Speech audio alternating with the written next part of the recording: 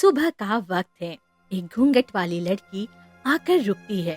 उसने एक सुंदर सा सफेद लहंगा पहना हुआ था और उसकी बड़ी सी चुन्नी दूर तक हवा में लहरा रही थी। उसके गोरे गोरे हाथों में लाल रंग की चूड़ियां कोहनी तक भरी हुई थी।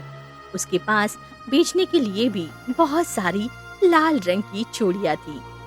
कोई गरीब की चूड़ियां ले लो, सुंदर सुंदर लाल लाल चूड़ियां, गोरी गोरी कलाई में बड़ी ही जचेगी, ले लो प्यारी प्यारी चूड़ियां।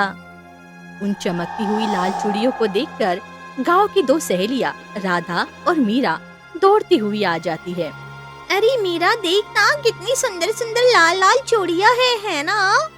हाँ राधा, सच में ऐसी लाल चूड़ियां तो मैंने शहर के बाजार में भी नहीं देखी थी। ये चूड़ियां मैंने खुद अपने हाथों से बनाई हैं, बहुत सुंदर है।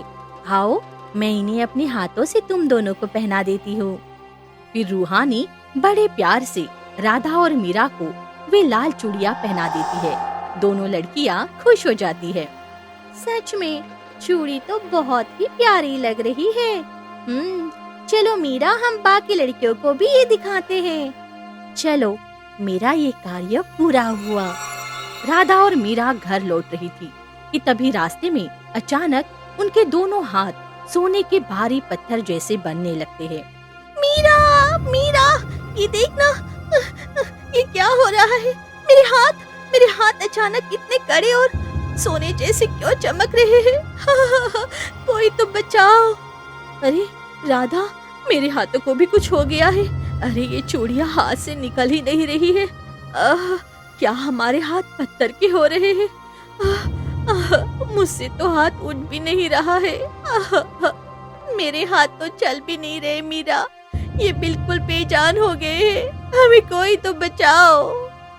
दोनों लड़कियां डर के मारे फूट फूट कर रोने लगती है और अपने हाथों को दुपट्टे से पूरी तरह हाथ ढक लेती है। राधा, हम तो अपाहिज हो गए हैं, अब कभी हमारे हाथ काम नहीं करेंगे, हम बर्बाद हो गए हैं। कुछ दिन पहले बसंतपुर नामक गांव में कुसुम नाम की एक मणिहारन अपनी जवान बेटी रूहानी के साथ रहती थी।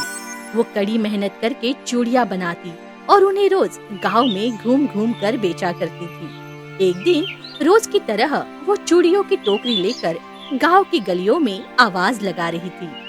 चूड़ियां ले लो चूड़ियां, पीली पीली हरी हरी चूड़ियां ले लो चूड़ियां, बहुत सुंदर सुंदर चूड़ियां है। अरे ओ कुसुम, तुम्हारी ये चूड़ियां तो 2 दिन भी नहीं चलती, जल्दी टूट जाती है।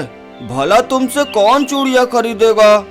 ऐसा मत कहिए भाई साहब, ये चूड़ियां मैंने बहुत ही मेहनत से बनाई हैं। अरे नहीं नहीं, पिछली बार तुमसे चूड़ी ली थी ना, तो मेरी पत्नी ने मुझे बहुत भला बुरा कहा था। अरे मुझे नहीं लेनी तुम्हारी चूड़ियां। और भाई लोग, तुम भी ध्यान से सुन लो, कोई भी इसकी चूड़ी मत लेना, इसकी चूड़ियां बहुत ही बेकार होती है। गांव वाले तरह तरह की बातें करके वहाँ से चले जाते हैं। कुसुम सुबह से लेकर शाम तक पूरे गांव में भटकती है और उसकी एक भी चूड़ी नहीं बिकती। आज तो 1 भी रुपए की चूड़ी नहीं बिकी, घर में राशन भी खत्म हो गया है। कुसुम परेशान होकर अपने घर आ जाती है। क्या हुआ माँ, आज चूड़ी बिकी क्या? नहीं बेटी, चूड़ी तो नहीं बिकी, पर हमें हिम्मत नहीं हारनी चाहिए। हमें चूड़ी बेचते ही रहना चाहिए, चाहे जो भी हो जाए। फिर कुसुम घर के अंदर चली जाती है। पता नहीं माँ को क्या हो गया है, हमारी चूड़ियाँ तो बिकती ही नहीं है। लेकिन वो ये काम छोड़कर कोई और काम करने को तैयार भी तो नहीं होती। तभी रूहानी की नजर अंदर कमरे में कुसुम पर जाती है, जो चुपके से एक पुराने बक्से में कुछ छुपा कर रख रही होती है। माँ, इस बक्से में क्या छुपा कर रख रही हो? नहीं रूहानी, पीछे हट, ये तू नहीं देख सकती, पीछे हट। आखिर ऐसा क्या है इसमें माँ? तुम मुझसे क्यों छुपा रही हो? मुझे देखना है, दिखाओ। रूहानी, इसमें हमारी खानदानी जादुई चूड़ियां है, जिससे हमारा पूरा खानदान शुरू हुआ था। लेकिन ये कोई साधारण चूड़ियां नहीं है, इनका इस्तेमाल कभी नहीं किया जा सकता। जब तक हमारा अंश इनकी रक्षा करेगा, हमारी नस्ल और खानदान सुरक्षित रहेगा। माँ, ऐसी चूड़ियों का क्या फायदा? हम यहाँ दाने दाने को तरस रहे हैं, भूखे मर रहे हैं। इससे अच्छा है कि हम इनका इस्तेमाल कर ले, शायद हमारी गरीबी दूर हो जाए। पाप है उनको छूना भी। ये एक मणिहारन और मणिहार का पवित्र वचन होता है, जिसे कभी तोड़ा नहीं जा सकता रूहानी। ठीक है माँ, तुम जैसा कहोगी वैसा ही होगा। ऐसे ही वो दिन बीत जाता है। अगली सुबह होते ही कुसुम रोज की तरह चूड़ियां लेकर गांव में बेचने के लिए निकल रही होती है। तभी औरतों से उसकी चूड़ियों की टोकरी टकरा जाती है। अरे तुम्हें दिखाई नहीं देता है क्या कुसुम? तुम मुझसे टकरा कैसे गई? मुझे अपवित्र कर दिया है तुमने। अब मुझे जाकर फिर से नहाना पड़ेगा। माफ कर दो बहन जी, मुझसे गलती हो गई है। लेकिन विमलेश एक नहीं सुनती और गुस्से में कुसुम के हाथ से चूड़ियों की टोकरी छीनकर जमीन पर पटक देती है। आज के बाद कभी इस तरफ अपनी ये मनहूस चूड़ियां लेकर आने की कोशिश मत करना तुम। विमलेश चली जाती है। कुसुम रोते हुए जमीन पर बैठ जाती है और उन टूटी हुई चूड़ियों के टुकड़ों को समेटने लगती है और उन्हें लेकर घर आ जाती है। माँ, क्या हो गया और आज आप इतना जल्दी घर वापस आ गई? कुसुम कुछ नहीं कहती और रोते हुए चूड़ियों की टोकरी नीचे रख देती है। ये क्या माँ, ये सारी की सारी चूड़ियाँ कैसे टूट गई? कुछ नहीं बेटी, बस रास्ते में मेरा पैर फिसल कर गिर गया था, इसी वजह से सारी चूड़ियाँ टूट गई है। नहीं माँ, आप झूठ बोल रही है। जरूर कुछ हुआ है। आप मुझे सच सच बताइए कि क्या बात है। रूहानी के बार बार जिद करने पर कुसुम सारी बात बता देती है। माँ, आखिर ये गांव वाले हमसे चाहते क्या है?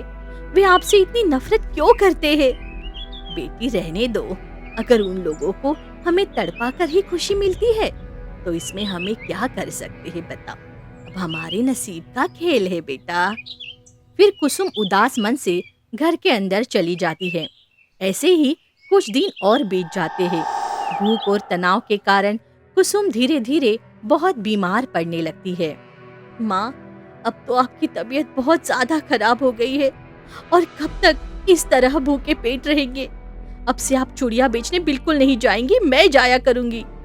ठीक है बेटी, जैसी तुम्हारी मर्जी, लेकिन मेरी एक बात गांठ बांध ले, चूड़ियां बिके या ना बिके, तू इस गांव की सीमा के बाहर नहीं जाएगी। ठीक है माँ, मैं गांव से बाहर बिल्कुल नहीं जाऊंगी, आप चिंता मत करो। फिर रूहानी वो चूड़ियों की टोकरी लेकर घर से निकल जाती है। वो गांव में घर घर जाती है पर उसे कोई भी चूड़ी नहीं खरीदता। ऐसा कैसे हो सकता है? एक भी चूड़ी नहीं बिकी है मेरी। अगर खाली हाथ गई तो माँ के लिए दवा और राशन में कहाँ से लाऊंगी? क्या करूँ मैं, कहाँ जाऊँ? तभी सोचते सोचते रूहानी अनजाने में गांव की सीमा पार करके बाहर निकल जाती है। माँ ने तो मना किया था, पर कोई बात नहीं, थोड़ा आगे जाने से क्या ही हो जाएगा। मैं थोड़ा आगे चली जाती हूँ, आज तो चूड़ियां बेचनी ही होगी। चलते चलते रूहानी गलती से राजमहल के मुख्य दरवाजे के पास पहुंच जाती है। अरे, मैं तो चलते चलते यहाँ महल के पास आ गई। क्यों ना अंदर देखूं, क्या पता यहाँ कोई मेरी चूड़ियां खरीद ले। रूहानी हिम्मत करके महल के बगीचे की तरफ चली जाती है। वहाँ राजकुमारी अपनी सहेलियों के साथ बैठी हुई थी। वाह, कितनी सुंदर कलाइयाँ हैं इनकी। शायद इनको मेरी ये लाल पीली चूड़ियां पसंद आ जाए। मुझे कोशिश करनी चाहिए। रूहानी टोकरी लेकर राजमहल के अंदर चली जाती है, जहाँ राजकुमारी अपनी दो सहेलियों के साथ बैठी हुई थी। राजकुमारी जी, देखिए ना, कितनी सुंदर सुंदर लाल पीली चूड़ियां हैं। ये आपकी गोरी गोरी कलाइयों में बहुत जचेगी। आइए आइए, मैं आपको एक चूड़ी पहना कर दिखाती हूँ। ये कहकर रूहानी आगे बढ़ती है और राजकुमारी का हाथ पकड़कर उसे चूड़ी पहनाने लगती है। ए लड़की, दूर हट मुझसे। धक्का लगते ही रूहानी सीधे पीछे कीचड़ में जा गिरती है और उसकी टोकरी की सारी चूड़ियां बिखर कर टूट जाती है। राजकुमारी वान्या, देखिए तो इस मणिहारन का हाल, कैसे कीचड़ में सनी पड़ी है ये। सच में चली थी हमारी राजकुमारी को चूड़ी पहनाने के लिए। पूरी की पूरी बंदरिया लग रही है ये कीचड़ में। तेरी हिम्मत कैसे हुई एक मामूली चूड़ी वाली होकर मेरी कलाई छूने की? अपने इन गंदे और नीच हाथों से तूने मुझे अपवित्र कर दिया है। अरे राजकुमारी, ये गरीब लोग तो ऐसे ही होते हैं, ढीठ, एकदम ढीठ। पैसों के लालच में कहीं भी मुंह उठाकर चले आते हैं। हाँ, मुझे माफ कर दीजिए राजकुमारी जी, मेरा कोई गलत इरादा नहीं था। मैं तो बस इसलिए यहाँ आ गई क्योंकि मेरी माँ बहुत बीमार है और मुझे उनकी दवा के लिए पैसों की सख्त जरूरत है। तुम्हारी माँ मरे या तुम मरो, इससे हमें क्या। सैनिकों, इस महल से बाहर निकालो। रूहानी रोते हुए अपनी टूटी चूड़ियां देखने लगती है। तभी राजा विक्रम सिंह वहां आ जाते हैं। वाह, यह लड़की तो भला की खूबसूरत है। कीचड़ में सने होने के बाद भी यह किसी खिले हुए कमल जैसी महक रही है। मुझे इसके पास जाना चाहिए। राजा विक्रम सिंह चलकर रूहानी के बिल्कुल करीब आ जाते हैं। रो मत, मेरी बेटी वान्या की इस नादानी के लिए मैं तुमसे माफी मांगता हूँ। मैं तुम्हारी पूरी मदद करूँगा। तुम घबराओ मत, मेरे साथ अंदर चलो। ठीक है महाराज, आप बहुत दयालु है। राजा विक्रम सिंह रूहानी को आलीशान कक्ष में ले जाते हैं। रूहानी, तुम जितनी धन दौलत सोना चांदी बोलोगी मैं तुम्हें इसी वक्त दूंगा। तुम्हारी माँ का इलाज भी सबसे बड़े हकीम से करवाऊंगा। बदले में तुम्हें बस कभी कभी इस गुप्त कक्ष में मुझसे मिलने आना होगा। तुम्हें मेरी बनकर रहना होगा। देखो, मैं राजा हूँ, इसलिए तुमसे विवाह तो नहीं कर सकता। मैं अपनी रानी से चोरी छिपे ही तुमसे मिलूंगा। और हाँ, तुम फिर किसी और मर्द से विवाह भी नहीं कर सकती। तुम सिर्फ मेरी अमानत बनकर रहोगी। बस कीजिए महाराज, आपने तो अपनी इस घटिया सोच से अपनी आत्मा पर ही कीचड़ मल लिया है। अपनी हद मत भूल, तू एक मामूली मनिहारन है। महाराज, अपना ये दौलत अपने ही पास रखिए, ये मेरे पैरों की धूल के बराबर भी नहीं है। रूहानी गुस्से में रोती हुई उस कक्ष से बाहर चली जाती है। जाओ, तुम कहाँ तक भागोगी? तुम्हारे पास मेरे सिवा कोई दूसरा रास्ता भी नहीं है। वही दरवाजे के बाहर खड़ी महारानी निशा सारी बातें सुन लेती है। उस लड़की ने अपनी खूबसूरती के जाल में मेरे पति को फंसा लिया है। उसे इस गुस्ताखी की सजा तो भुगतनी ही पड़ेगी। रानी निशा तुरंत महल के बाहर आती है और रूहानी का हाथ पकड़ लेती है। तुम्हारी हिम्मत कैसे हुई महाराज को अपने प्रेम जाल में फंसाने की? नहीं महारानी जी, आप गलत समझ रही है। मैंने कुछ नहीं किया, महाराज ने खुद मुझे अंदर बुलाया था। ये गंदी जुबान बंद रख, मैं सब जानती हूँ। सैनिकों, इस लड़की को महल की सीमा से बाहर फेंक दो। तभी सैनिक दौड़ते हुए आते हैं और रूहानी को ले जाते हैं। रूहानी रोती बिलखती अपने घर पहुँचती है तो अंदर का नजारा देखकर उसके होश उड़ जाते हैं। उसकी माँ कुसुम बिस्तर पर आखिरी सांसें ले रही थी। माँ, आंखें खोलो, देखो ना, तुम्हारी रूहानी आ गई है। मैं तुम्हारे लिए दवा नहीं ला पाई, मुझे माफ कर दो माँ। रो मत मेरी बच्ची, मेरा वक्त अब पूरा हो चुका है। बस मेरी एक बात याद रखना, उस पुराने बक्से को हमेशा रक्षा करना उसकी। उसका कभी भी गलत इस्तेमाल मत करना बेटा, चाहे कितनी भी बड़ी मुसीबत क्यों ना आ जाए। इतना कहते ही कुसुम अपनी आखिरी सांसें ले लेती है। फिर रूहानी जैसे तैसे अपनी माँ का अंतिम संस्कार कर देती है और अगली सुबह उदास बैठी होती है। अरे रूहानी, अब तो तुम्हारी माँ भी चली गई। तुम्हें तो चूड़ियाँ बनानी भी नहीं आती। अब तुम अपना गुजारा कैसे करोगी? हाँ भाई, वैसे भी इनकी चूड़ियाँ बेकार ही होती थी। अब यह भूखे मरेगी। रूहानी कुछ नहीं कहती, उसकी आंखों में आंसू गिर जाते हैं। तभी जमींदार भी आ जाता है और उसे पुराने बक्से के साथ रूहानी को घर से बाहर निकाल देता है। रूहानी बक्से को लेकर एक सुनसान जगह पर आ जाती है। मेरी माँ तो चूड़ियाँ बनाती थी, मुझे तो वो भी नहीं आती है। तभी रूहानी को पास में ही एक सुनसान गुफा दिखती है और वो वहां जाकर बैठ जाती है। चलो मैं अब चूड़ियां बनाकर देखती हूँ, क्या पता शायद मुझसे बन भी जाए। रूहानी रात भर चूड़ियां बनाने की कोशिश करती है पर उससे एक भी चूड़ी नहीं बनती। मेरे साथ सबने गलत किया, अब मुझे भी इस बेदर्द दुनिया को जवाब देना ही होगा। तब रूहानी अपनी माँ का दिया वो बक्सा खोलती है। बक्से में चूड़ियां नहीं बल्कि चमकीला लाल जादुई कांच होता है। अरे इस कांच में तो एक अजीब सी चमक है। माँ ने इस कांच को इस बक्से में इतने दिनों तक छुपा कर क्यों रखा? चलो इसी से चूड़ी बनाकर देखती हूँ। फिर रूहानी उस जादुई कांच से सुंदर सुंदर चूड़ियां बनाना शुरू कर देती है। देखते ही देखते बहुत ही सुंदर लाल चूड़ियों का ढेर लग जाता है। अब इन लोगों के साथ होगा असली मजा। अगली सुबह होते ही रूहानी खूब सुंदर कपड़े पहन लेती है, बड़ा सा घूंघट निकालती है और चूड़ियों की टोकरी लेकर गांव में चली जाती है। चूड़ियां ले लो चूड़ियां, सुंदर सुंदर लाल लाल चूड़ियां हैं।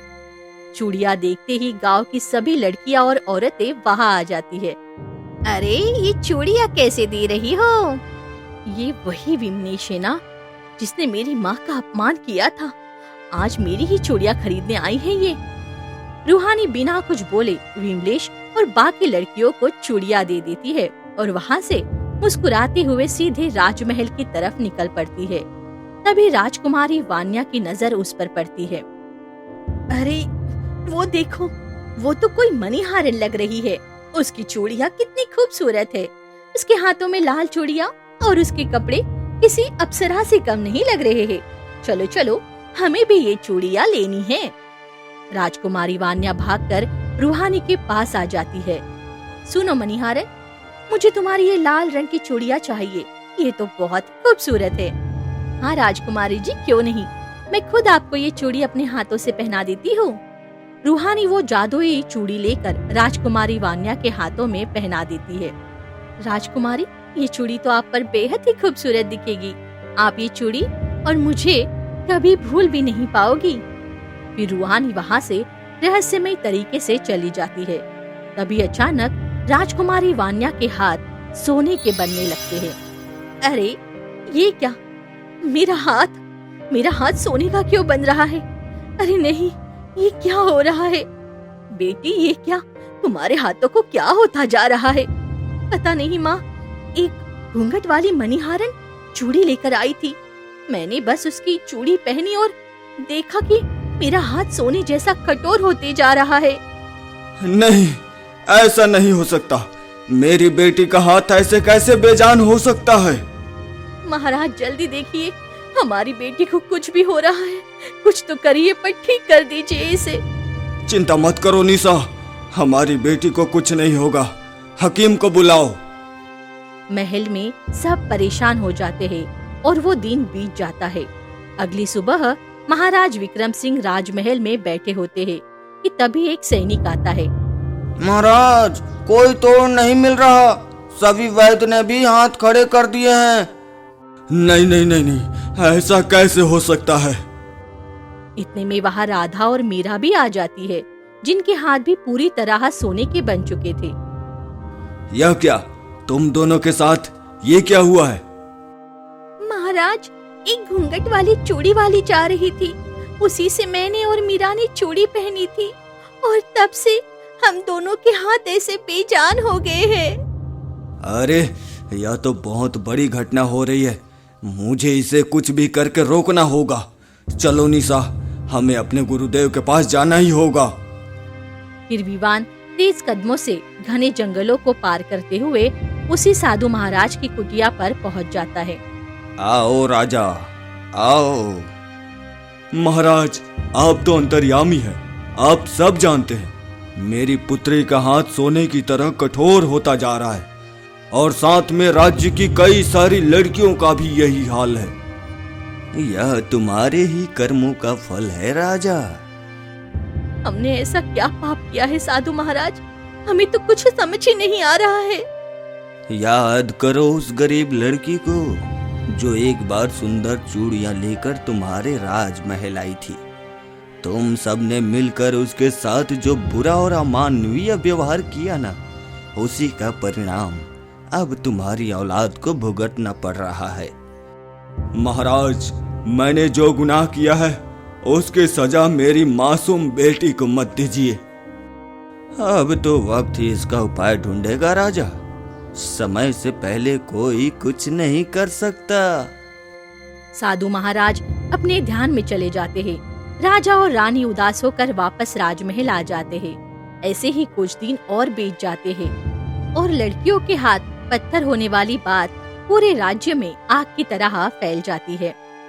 अरे भाई, पता नहीं क्या मनहूसियत छा गई है हमारे राज्य में। आए दिन सभी लड़कियों के हाथ पत्थर के होते जा रहे हैं। हाँ भाई, ऐसा लगता है जैसे हमारे गांव की सभी कुमारी लड़कियों को कोई भयंकर शराप लग गया है। इसी वजह से ऐसा हो रहा है। वही पास खड़ा विवान ये सारी बातें सुन लेता है। मुझे किसी भी तरह इस रहस्य का पता लगाना ही होगा। मेरी भी एक छोटी बहन है और मैं नहीं चाहता कि श्राप का अगला शिकार मेरी बहन बने। फिर विवान वहाँ से निकल पड़ता है। तभी उसकी नजर दूर खड़ी एक घूंघट वाली चूड़ी वाली पर पड़ती है। अरे, यह तो वही घूंघट वाली लड़की है जिसके बारे में गांव वाले कह रहे थे। मुझे इस पर नजर रखनी चाहिए। विवान तुरंत एक बड़े पेड़ के पीछे छुप जाता है। तभी रूहानी आगे बढ़ती है और गांव की एक लड़की उसके सामने आती है। रूहानी जैसे ही उस लड़की को लाल चूड़ी पहनाती है, अचानक उस लड़की का हाथ भी सोने के पत्थर जैसा होने लगता है। चलो, अब तो मेरा ये भी शिकार हो ही गया। मैं इस राज्य की किसी भी लड़की को कभी नहीं छोड़ूंगी। वो लड़की रोती हुई भागती है। अच्छा, तो यही वो लड़की है जो घूंघट की आड़ में रहकर सभी लड़कियों के हाथों को पत्थर बना रही है। मुझे इसका पीछा करना ही होगा। विवान चुपके से उसके पीछे जाता है। जंगल के बीच पहुंचकर रूहानी अपना घूंघट हटाती है और जमीन पर बैठकर फूट फूट कर रोने लगती है। मैंने कभी नहीं सोचा था कि मुझे ये भयानक रास्ता अपनाना पड़ेगा। माँ, मुझे माफ कर दो। मैंने आपका वचन तोड़ा है, पर मुझे अपनी इस मजबूरी में ये सब करना पड़ रहा है। तो तुम ही हो वो लड़की जो सभी लड़कियों के साथ इतना गलत कर रही हो? कौन हो तुम और यहाँ क्या कर रहे हो? चले जाओ यहाँ से, चले जाओ। मैं तुम्हारे बारे में सारा सच जान गया हूँ। मैं जो कर रही हूँ वो गलत नहीं है। उन महल वालों ने और इस समाज ने जो मेरी और मेरी माँ के साथ किया है, उसी का परिणाम वो सब भुगत रहे हैं। रूहानी सारी बात विवान को बता देती है। मैं मानता हूँ कि तुम्हारे और तुम्हारी माँ के साथ जो हुआ वो बहुत गलत था, पर उन चंद लोगों के पाप की सजा तुम पूरे राज्य की निर्दोष लड़कियों को नहीं दे सकती। मैं अब कुछ नहीं कर सकती। रूहानी वहाँ से जाने लगती है। नहीं, मुझे तुरंत गुरुदेव के पास जाना होगा। ये लड़की जिस बदले की आग में जल रही है, वह रास्ता इसके खुद के लिए भी बहुत खतरनाक है। फिर विवान तेज कदमों से घने जंगलों को पार करते हुए उसी साधु महाराज की कुटिया पर पहुंच जाता है। आओ पुत्र, मैं जानता था तुम जरूर आओगे। साधु महाराज, आपको पहले से कैसे पता था कि मैं आपके पास ही आऊंगा? क्योंकि तुम्हें एक खास मकसद से इस विधाता ने यहाँ भेजा है विवान। उस भटकती हुई लड़की रूहान को इस विनाश के रास्ते पर बढ़ने से सिर्फ तुम ही रोक सकते हो। या आप क्या कह रहे हैं महाराज? मैं उसे कैसे रोक सकता हूँ? क्योंकि वह लड़की पूरी दुनिया से ठुकराई गई है। अब नफरत को सिर्फ प्रेम ही हरा सकता है, और वह प्रेम तुम्हारा होगा। तुम्हें महाराज और महारानी के पास जाना होगा और उन दोनों को रूहानी के सामने लाना होगा। जैसे ही वे दोनों रूहानी से अपने किए की सच्चे मन से माफी मांगेंगे और रूहानी की आंखों से पश्चाताप का आंसू गिरेगा, वह आंसू उनकी कलाई पर पहनी चूड़ियों पर गिरना चाहिए। तभी उन जादुई लाल चूड़ियों का श्राप हटेगा और सब ठीक हो जाएगा। ठीक है गुरुदेव, मैं महाराज और महारानी के पास जरूर जाऊंगा। पर गुरुदेव, इन चूड़ियों में इतना बड़ा श्राप कैसे हो सकता है? वह जिस कांच से चूड़ी बना रही है वह कोई साधारण कांच नहीं है। वह कांच उसके पूर्वजों को एक शक्तिशाली जादूगर ने दिया था। उस कांच की यही खासियत है कि मन में जो भी इच्छा रख कर चूड़ी बनाई जाएगी वह इच्छा पूरी होगी। ठीक है गुरुदेव, तो मैं आज ही राजमहल जाता हूँ। फिर विवान वहाँ से निकल पड़ता है और राजमहल पहुँच जाता है। कौन हो तुम? फिर विवान सारा सच बता देता है। मुझे जल्दी से उस लड़की के पास ले चलो।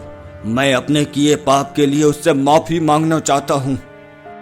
हाँ विवान, मैं भी उससे हाथ जोड़कर माफी मांगूंगी। आप दोनों मेरे साथ चलिए। विवान उन दोनों को अपने साथ लेकर घने जंगलों की तरफ निकल पड़ता है।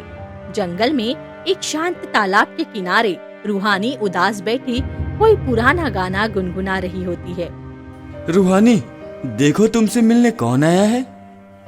रूहानी चौंक कर अपना घूंघट हटाती है और नफरत भरी नजरों से उन दोनों के सामने खड़ी हो जाती है।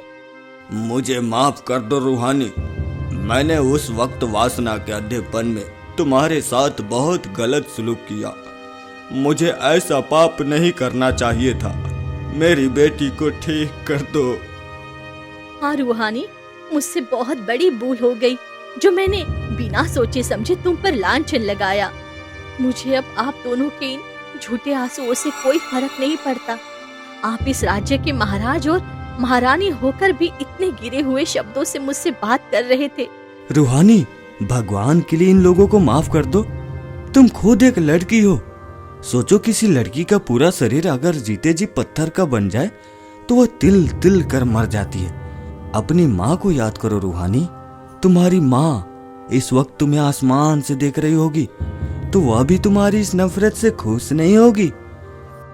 माँ का नाम सुनते ही रूहानी का दिल पिघल जाता है और आंखों से आंसू चूड़ियों पर गिर जाते हैं, जिससे वो चूड़ियाँ टूटकर बिखर जाती है। देखो रूहानी, चूड़ियों का वो भयानक श्राप हमेशा के लिए खत्म हो गया। महाराज, आपकी बेटी और गांव की अन्य सभी लड़कियां अब बिल्कुल ठीक हो गई होंगी।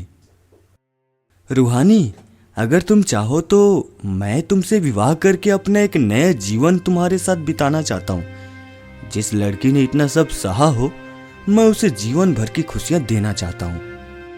नहीं विवान, मैं तुम्हारे प्रेम के काबिल नहीं हूँ। मैं तुमसे विवाह नहीं कर सकती, क्योंकि बदले की आग में अंधी होकर मैंने भी बहुत से निर्दोष लड़कियों के साथ गलत किया है। तभी अचानक वहाँ साधु महाराज प्रकट हो जाते हैं। बेटी रूहानी, विवान जो कह रहा है बिल्कुल सच कह रहा है। अतीत की कड़वाहट को भूलकर तुम्हें इसके साथ अपनी जिंदगी एक नई शुरुआत से जीनी चाहिए। मेरा आशीर्वाद है, तुम लोग हमेशा खुश रहोगे। ठीक है साधु महाराज, जैसा आप कहे। अगर आपका यही आदेश है तो मैं विवान के साथ विवाह के लिए तैयार हूँ। फिर विवान रूहानी के साथ वहाँ से चला जाता है। कुछ ही दिनों में दोनों का विवाह संपन्न हो जाता है और वे एक दूसरे का हाथ थामकर खुशी खुशी अपना नया जीवन बिताने लगते हैं। दोस्तों, आपको हमारी ये कहानी कैसी लगी हमें कमेंट बॉक्स में ज़रूर बताइए। आपकी कमेंट्स हमारे लिए बहुत मूल्यवान हैं। इसी तरह हमारे चैनल की अच्छी अच्छी और प्यारी प्यारी कहानियाँ सुनने के लिए हमें लाइक और सब्सक्राइब करना बिल्कुल मत भूलिएगा। धन्यवाद।